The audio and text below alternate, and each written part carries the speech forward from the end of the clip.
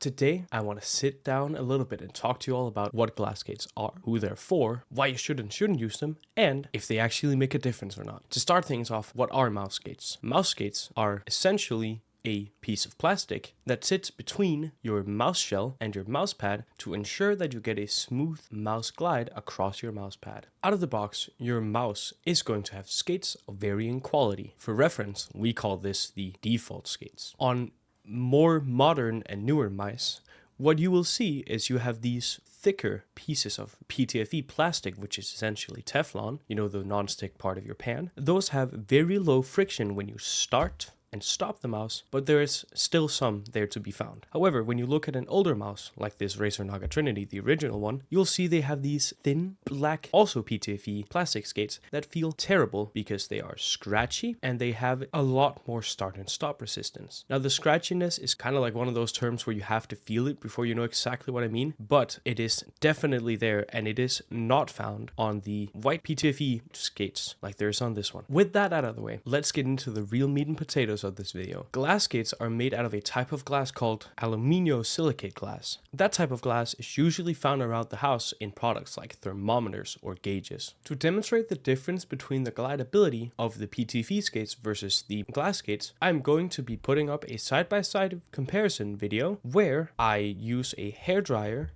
to eliminate as many factors of force and consistency as possible. Keep in mind, I don't have another Razer Viper Ultimate lying around, so I will be using the G Pro Wireless as a weight equivalent comparison. It's not entirely apples to apples, but it is good enough and it does give you a crystal clear idea of the actual real world difference between the two.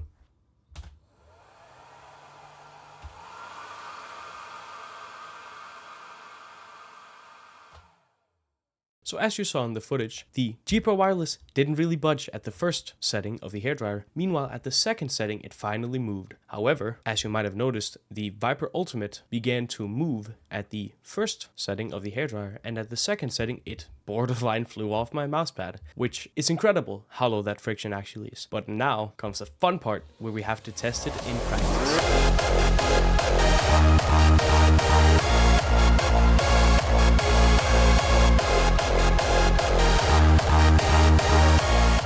While it was an amazing feeling to use the friction-free glass skates, the keen-eyed among you might have noticed that in the flick part of the video, the mouse never really stopped moving. That then leads me to the negatives of using glass skates. Because the glass skates don't have any friction, what you'll notice is your flicking will be off. And the reason why that's off is because the mouse no longer has start and stop friction anymore. So you're going to need to redo your muscle memory, which quite frankly will just make your flicking worse, if I'm honest. So that means if you're playing CSGO or you're playing Valorant as your main game, you don't pick these up. It's just going to make it infinitely worse to play outright. And also, because these have no start-stop friction, that means that the force of me clicking the main trigger is enough to make the mouse move. Now, why do I say that? Well, it's because I also daily drove this mouse for a while. And the thing I would notice is I would micro drag a lot. Now, micro dragging is essentially when you try to open a program or, do anything on the desktop, you double click. Now, because there is so little friction, any one of those two clicks can actually become a drag because the computer registers that you dragged your mouse trying to click. The only way around this I've found is you need to death grip the mouse, like push it into the mouse pad and make it so that it cannot move. But that's very unsustainable and unreasonable to ask. So then that brings me to the end. Should you use glass skates? I don't think so, no. Now, that's a little bit awkward because it's been a while since I actually recorded and I'm currently editing this video, but since then, I kind of come to enjoy glass skates.